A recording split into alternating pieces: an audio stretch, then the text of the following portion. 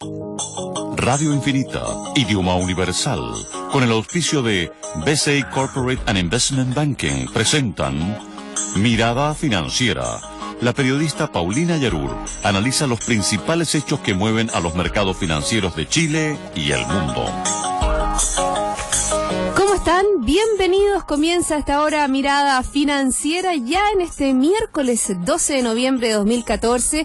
Como todos los miércoles, muy bien acompañada del economista y académico de la Universidad de Chile, Alejandro Alarcón. ¿Cómo estás? Muy bien, Paulina, muchas gracias por la cariñosa presentación. Tú sabes, aquí queremos mucho a nuestros panelistas y a ti de una manera muy, muy especial por todos tus análisis, por todo tu aporte a que este programa sea escuchado a lo largo de todo nuestro país por todos y todas. Muchas gracias. Así es.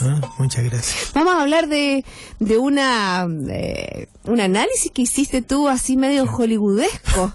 Con aires de Armagedón. Sí. Bueno, ya les vamos a contar a nuestros auditores. Chile y el Armagedón. Chile y Armagedón. ¿De qué se trata eso? Se lo contamos luego de que les cuente cómo han estado las bolsas en el día de hoy. La verdad que bastante mixto ha estado el mundo, pero mixto hacia abajo, sobre todo en Europa y en Estados Unidos. Por ejemplo, el Nikkei de Japón avanzó un 0,43, ha estado muy fuerte Japón. Muy fuerte Japón, ha tenido una semana bien importante y bien interesante el Nikkei. El Hang Seng de Hong Kong también arriba, un 0,55%, y Shanghái un sólido 1% arriba. Siempre es un interrogante lo que sucede en China. Los japoneses porque hicieron el estímulo monetario. Exactamente. Están aplicando la misma política de Estados Unidos que se terminó ya. Bueno, y también otros anuncios que tienen que ver con una rebaja de impuestos a las empresas. También. La verdad que están haciendo las cosas al revés que nosotros. ¿Cómo se llama? ¿Shinzo Abe? Shinzo Abe. Shinzo Abe. Con sus Abenomics. Se las trae. Shinzo Abe. Y estuvo en nuestro país, ¿sabes? Que a mí me llama mucho la atención. No lo pescaron. No le dieron nada, ni esférica le dieron. Cuando en la cuarta economía del mundo. La cuarta economía del mundo estuvo en nuestro país y ni esférica le dieron. Yo la verdad que lo consignamos en este programa, pero no le dieron nada. ¿Sabes qué es la tercera? La cuarta es Alemania. O sea, la tercera, claro, porque la primera es la primera es Estados Unidos, después viene China, después viene Japón. Después viene Japón. Y después Alemania. Impresionante. Y después, Francia, que está en troubles, también en problemas. Sí, en troubles está Francia, también en troubles está Alemania. También hay un informe de la OECD que tiene que ver con la salud de la economía de la zona euro y también de la zona euro completa. Nos vamos a Europa, la verdad que malos resultados en el día de hoy. El FTSE 100 de Londres se baja un 0,38, el K40 de París también desciende un 1,57, el DAX alemán 1,76 y el IBEX 35 1,81. En Estados Unidos, mientras el Nasdaq está subiendo pero casi plano, un 0,02. Los otros dos valores que analizamos en este programa, el Dow Jones baja un 0,09 y el Standard & Poor's 500 también desciende un 0,09. En Santiago está subiendo el IPSA un 0,75% y el IFPA también aumenta un 0,60%. Estaba analizando, por ejemplo, estaba subiendo LAN, estaba subiendo Falabella, empresas que tienen que ver, ¿no es cierto?, con el retail y con el transporte. Nos vamos al cobre, que en el día de ayer tuvo una baja bien importante, en el día de hoy cerró a la alza un 0,96 en la bolsa de metales de Londres, 3,06. Y el dólar, obviamente que se aumenta, ¿no es cierto? El precio del cobre debiera haber bajado. No, pero es que se desancló eso. Ya se desancló totalmente. Esas cosas que les aprendí a ustedes los economistas. Paulina, fíjate que cuando sube el precio del otro baja y ahora... Todo al revés. No es mía, porque yo expliqué en estas mismas ondas, contigo delante, que lo que más importa para el dólar en estos momentos es cómo vaya la economía chilena. Y en el día de hoy, la verdad que aceleró los avances, cerró en niveles de 593,8 compradores, 594,10, alza de 2,8 pesos. ¿Cuál es la lectura? La lectura, cuando el dólar va mejor, se devalúa, es que la economía el crecimiento viene peor. Viene pobretón. Sí. Bueno, y también coincide, ¿no es cierto?, con la encuesta de operadores financieros que proyectan no solo una nula inflación, que eso podría ser una buena noticia, sino que también nuevamente hablan sobre las expectativas que tiene de crecimiento nuestro país para este 2014 y para este 2015. ¿Te parece si partimos con eso y lo hacemos un camino directo al Armagedón? Yo participo en esa encuesta, así que tengo, como decía mi abuelita, velas en el entierro. ¿Tienes velas en el entierro? Bueno, ahí nos puedes contar algunos más detalles, ¿no es cierto? Este sondeo de los 65 operadores del mercado financiero. Son 64 y Alejandro Alarcón. Sí, mira, yo creo que se está produciendo un consenso que el crecimiento va a estar muy cerca del 3%, pese a todo lo que se dice, algunos análisis que vi en la mañana. ¿Como crecimiento para este año? No, para el próximo. No, para este año el consenso es alrededor de 1,8, 1,9, que es lo que tenemos acá en esta humilde casa. Y por lo tanto, eso es lo que puede en este momento crecer la economía. Yo particularmente tengo 3,2, tal como lo dije en esa columna del diario La Tercera el lunes pasado.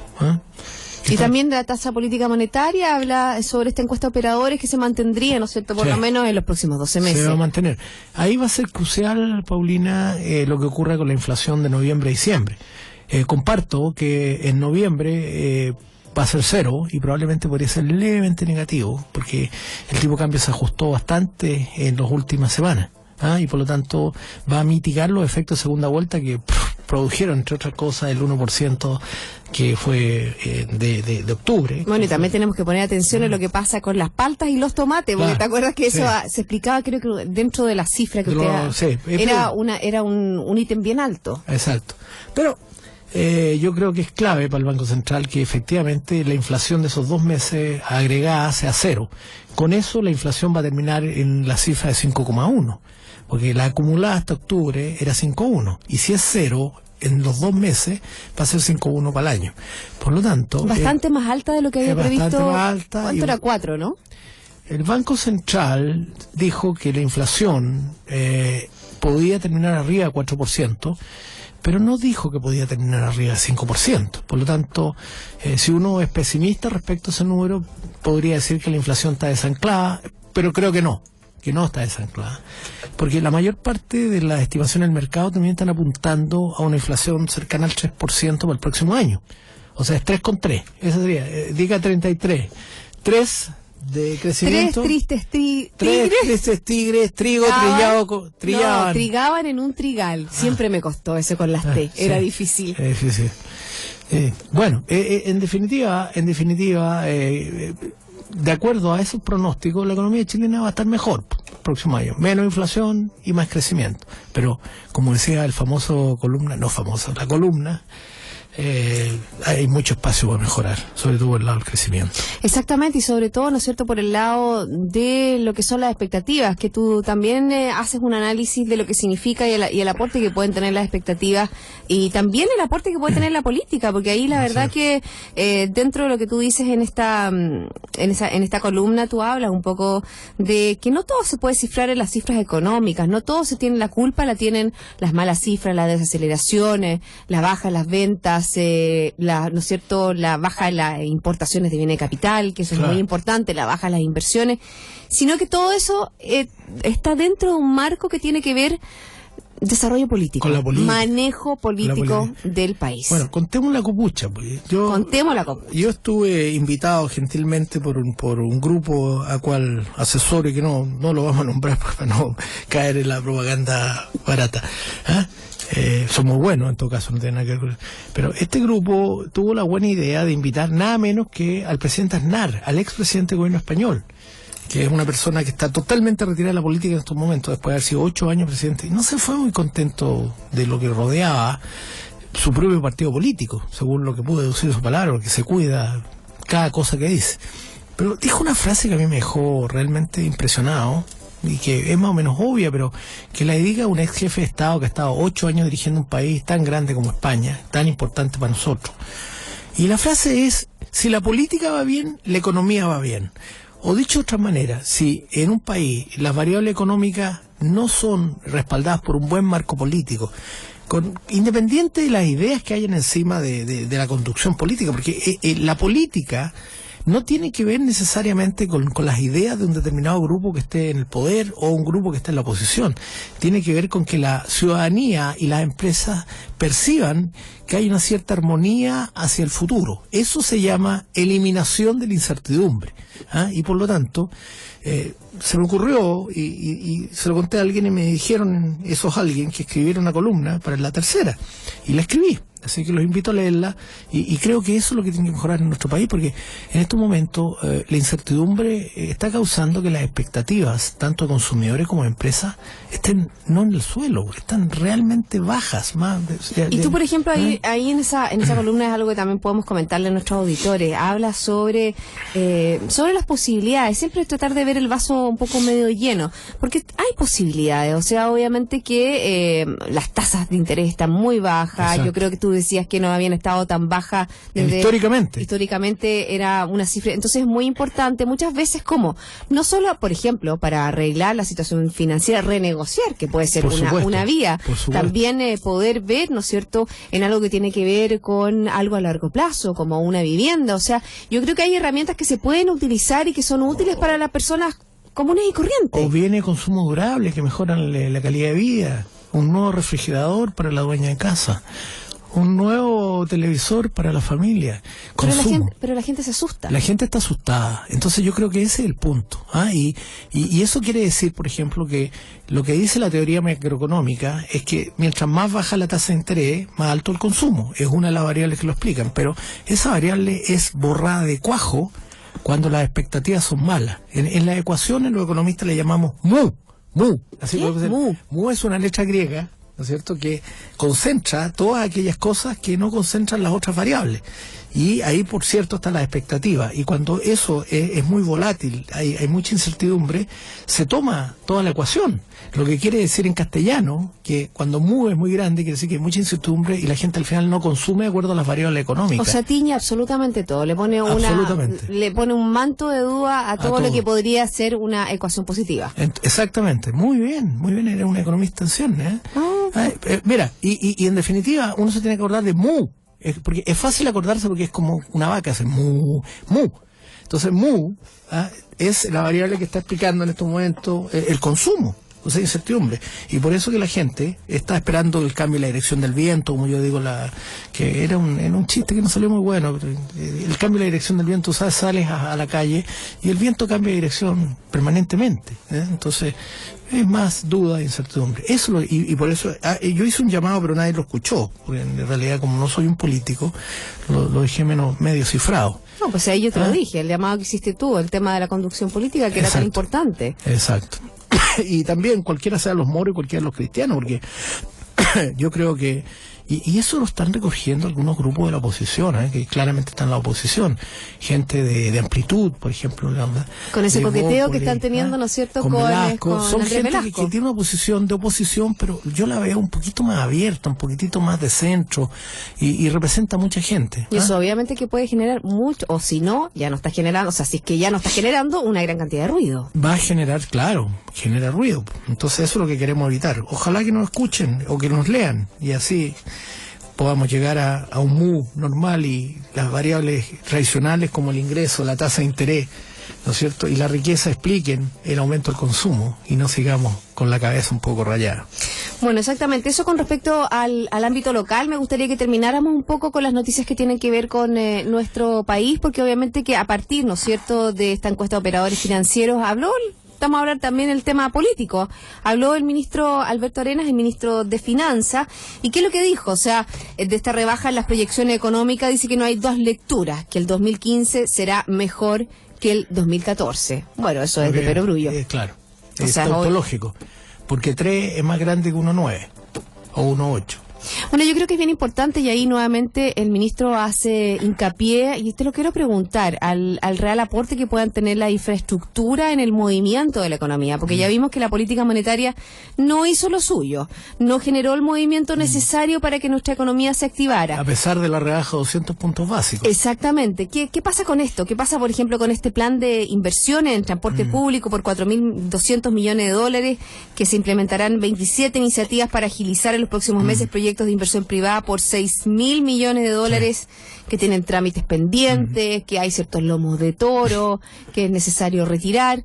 Bueno, yo creo que voy a decir algo de perogrullo también, que no sean solo anuncios, porque todos estos proyectos de infraestructura que tú estás citando, Paulina, y requieren ciertos actos administrativos, ¿no es cierto?, que son algunos casos bastante largos. Por lo tanto, yo lo que esperaría es que las autoridades indicaran qué trámites administrativos concretamente se están haciendo para llegar a la ejecución de las obras para llegar a la construcción de caminos, la construcción de puentes, la construcción de túneles, que son más difíciles.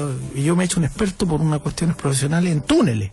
O sea, he aprendido que la construcción de túneles es una cuestión más compleja, porque la geología de los túneles puede hacer que esto sea más blando o más duro, que es como toda la vida, hay cosas más blandas y cosas más duras. Entonces, en ese sentido creo que ayudaría mucho a disipar el ambiente de incertidumbre que hay, es que las autoridades indicaran concretamente, y eso le corresponde al Ministerio de Obras Públicas, y me parece que en algún caso el Ministerio de Transporte, indicaran cuáles son las bases administrativas que se están desarrollando para que estos proyectos puedan empezar a ser ejecutados as soon as possible, o sea, a la brevedad. Exactamente, y no solo ese tipo de proyectos, también de lo que hemos hablado, los proyectos que tienen que ver con la energía, Alejandro. También. La verdad que se anunció con bombo y platillo esta agenda energética que tenía una serie de ejes que iba a ser tan importante para el desarrollo de nuestra matriz y obviamente para lograr, ¿no es cierto?, precios más competitivos a nivel interno y también a nivel externo. Y más inversión. Y más inversión, y hemos visto cómo la inversión se sigue deteniendo y se sigue,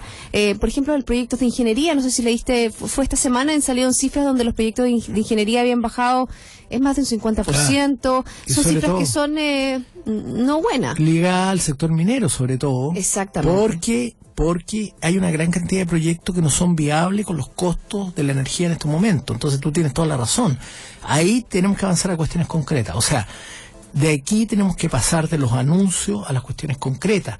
Y yo creo que ayudaría mucho al país y a las empresas conocer exactamente el itinerario administrativo de todos estos proyectos, porque claramente hay un esfuerzo por unir al sector público que hace estos anuncios con el sector privado, que son las empresas que van a hacer las concesiones, que van a hacer las licitaciones y otras terminadas en ONE. Entonces, lo más importante ahora es saber el itinerario para que la incertidumbre que hay en torno a una gran cantidad de proyectos de inversión se empiece a disipar.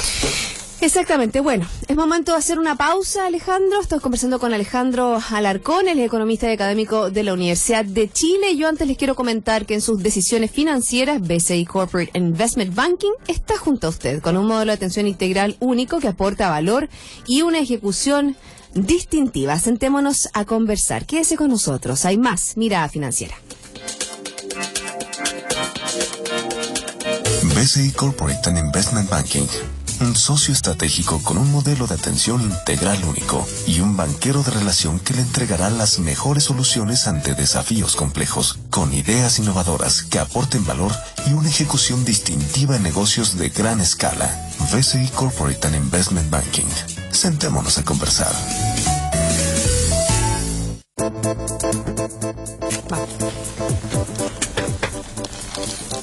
Estamos de vuelta aquí en Mirada Financiera y yo les quiero comentar que BCI Corporate and Investment Banking les ofrece soluciones en corretaje de bolsa, Miami Branch, securitizadora, banca privada, sales and trading, finanzas corporativas y asset management a través de un solo ejecutivo de relación. Seguimos conversando aquí con Alejandro Alarcón, economista y académico de la Universidad de Chile.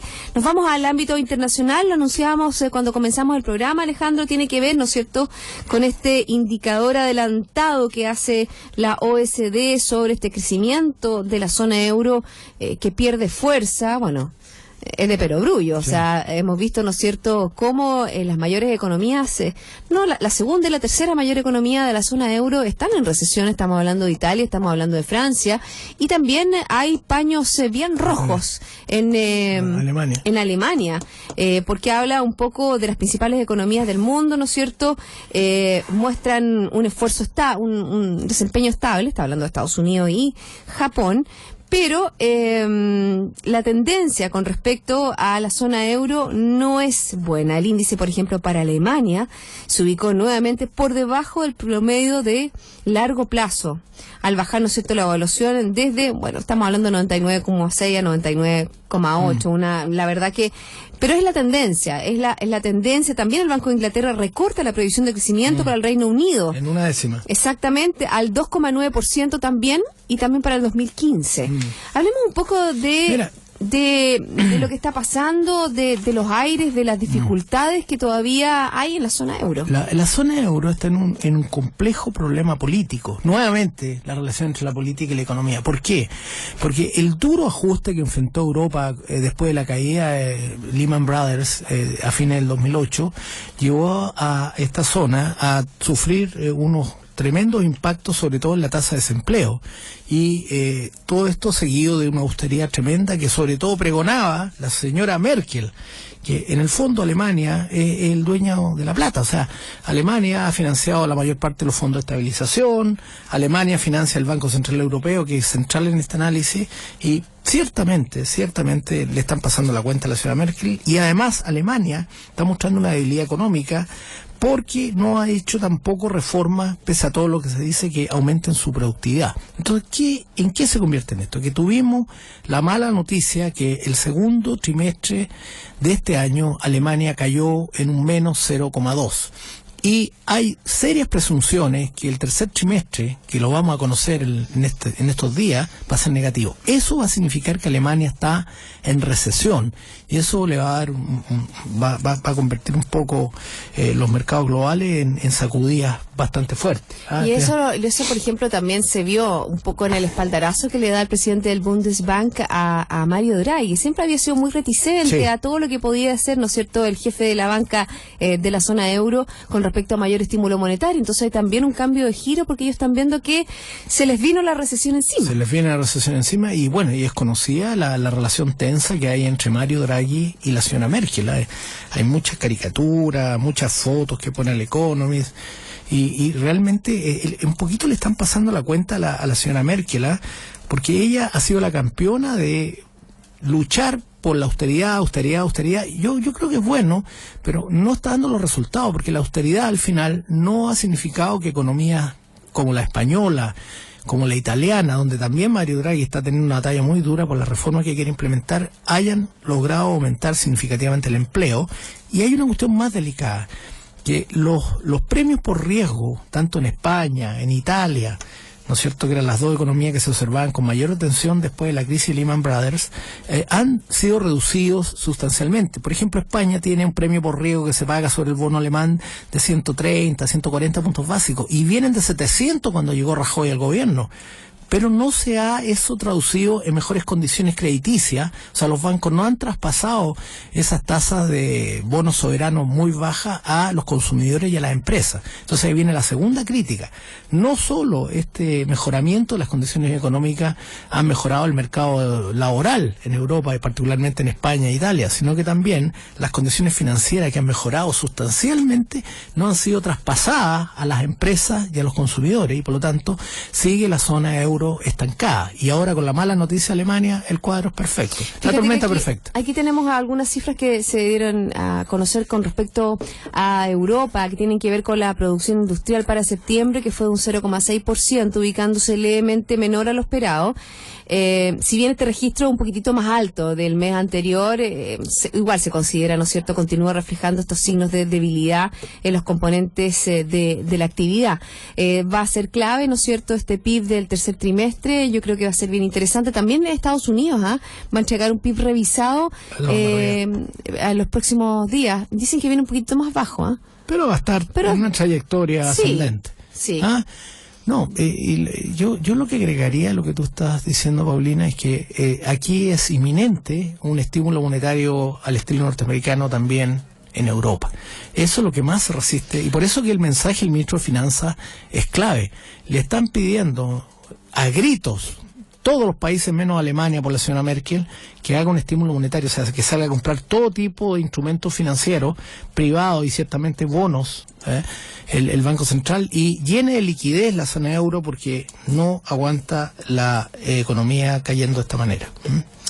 Exactamente. Bueno, eso es lo que pasa en Europa, y también me gustaría que habláramos un poco de lo que puede ser la trayectoria del tipo de cambio, porque la verdad que ha tenido una alta volatilidad en los últimos días. A mí me llamó la atención ciertas columnas que lo he comentado en este programa, que hablaban que el tipo de cambio pudiera debilitarse, pero ahora se ha fortalecido. Y lo vemos también un poco con lo que dices tú, con los indicadores de la economía local que se están debilitando. Eso hace que el dólar sea más fuerte. Así es. Ese es un instrumento que yo se lo dejo a la audiencia. Nosotros en este país estamos acostumbrados a hacer una correlación entre el precio del cobre y el dólar, que no necesariamente se cumple. Particularmente, tal como lo señalabas al comienzo, el precio del cobre no está explicando bien la trayectoria del dólar. Lo que está explicando es el futuro de la economía. Mientras más se expande la economía, más bajo debería ser el tipo de cambio, porque la gente, los inversionistas que toman posiciones en dólares, lo empiezan a liquidar. Si los inversionistas perciben que la economía todavía va a estar débil por un tiempo más, empiezan a comprar dólares porque siempre lo toman como un refugio. Por lo tanto, lo que estamos viendo en estos momentos, la vuelta del camino hacia los 600 pesos el dólar, es que los inversionistas están pronosticando que la economía va a estar más débil de lo esperado. ¿Te llama la atención un poco lo que puede ser la trayectoria? Porque dentro de las expectativas, un poco para cerrar el ciclo de lo que hemos estado hablando de las expectativas, cuando la gente ve que puede perder su empleo, eso obviamente que desincentiva a lo que es el consumo, exacto, a lo que es hacerse parte de bienes nuevos, etcétera. No se ha visto, no se ha reflejado esta desaceleración aún en lo que tiene que ver con el desempleo. Sí, en la segunda lectura, cuando aumentan los empleos por cuenta propia, más que los asalariados, pero tú ves una tendencia que pueda tener algún eje de preocupación con respecto al empleo. Por supuesto. Y esa preocupación puede aumentar en la medida que el famoso punto de inflexión, que los economistas lo robamos del cálculo infinitesimal, que el punto de inflexión no se produzca en los próximos, ya a esta altura de semana, porque ya estamos en el medio del último trimestre del año. Eso va a generar mayor incertidumbre y probablemente mayor desempleo. En tanto cuanto, como dicen los abogados, podamos tener efectivamente algunas señales de mayor actividad en este último trimestre. Por eso que el IMACED de octubre es absolutamente clave. Y la inversión... ¿Cuál es tu proyección? Mi proyección en este momento es cercana al 2%. Sí, es más bajo que eso. No, el otro día dije 1,7 para septiembre y dio 1,4, por lo tanto, claramente no hubo punto de inflexión en septiembre.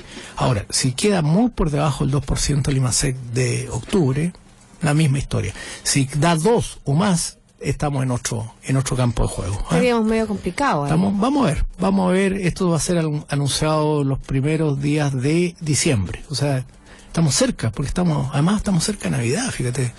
Estamos cerca de Navidad, nos vamos acercando, estamos casi a un mes. Fíjate que los augurios para Navidad, en cuanto a lo que aumenta, ¿no es cierto?, que es el consumo, no son tan buenos. Dicen que las importaciones de elementos para que los comerciantes, ¿no es cierto?, se hagan de elementos nuevos, de stock para Navidad, eso ha sido bajo. Sí.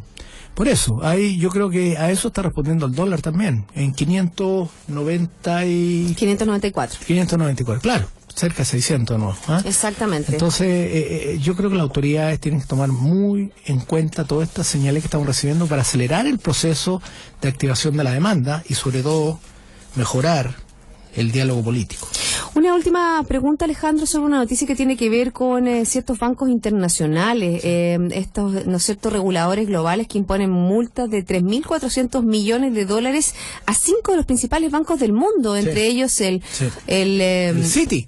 El Citigroup, HSBC, vía el Citi, vía Morgan, UBS, el UBS, que el banco, creo el banco más grande de Suiza, y está el JP Morgan y el Royal Bank of Scotland. Sí, son bancos muy grandes. ¿Y qué tiene que ver eso? ¿Qué pasó? Tiene que ver precisamente con la divisa. La acusación es que algunos operadores o ejecutivos de esos bancos manipularon el precio de monedas.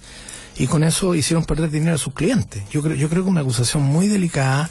Yo creo que los bancos tienen que tomar debida nota de esta multa y de esa manera mejorar la imagen que tienen ante la opinión pública, porque al final la imagen que ellos tengan es la confianza que los clientes van a tener de esas entidades. Por tanto, lo encuentro muy delicado. No me extrañaría que los malos índices europeos no solo estén contaminados por una actividad más baja, sobre todo Alemania, sino también por este impacto que ha producido y una multa de millones de dólares en la comunidad europea. Exactamente, estamos hablando de 3.400 millones de dólares a 5 grandes bancos internacionales. Bueno, son cifras en fondo que alertan y que muestran muchas veces, ¿te acuerdas cuando hablábamos también de los bancos europeos, este stress test que había mandado a hacer, ¿no es cierto, Mario Draghi, para ver todo lo que tiene que ver con la unión bancaria? Y que salieron mal los italianos, los otros salieron bien, los españoles salieron súper bien. Sí, pero es que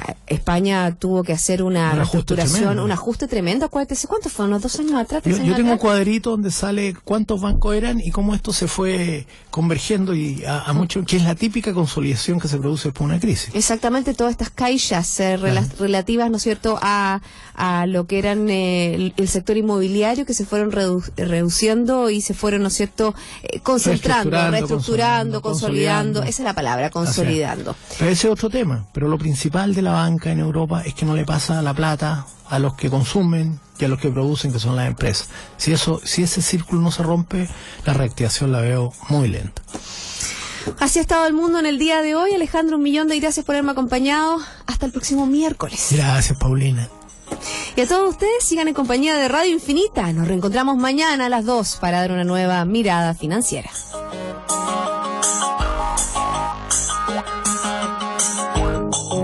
Radio Infinita, idioma universal, con el auspicio de BCI Corporate and Investment Banking, presentaron Mirada Financiera, el análisis de los principales hechos que mueven a los mercados financieros de Chile y el mundo.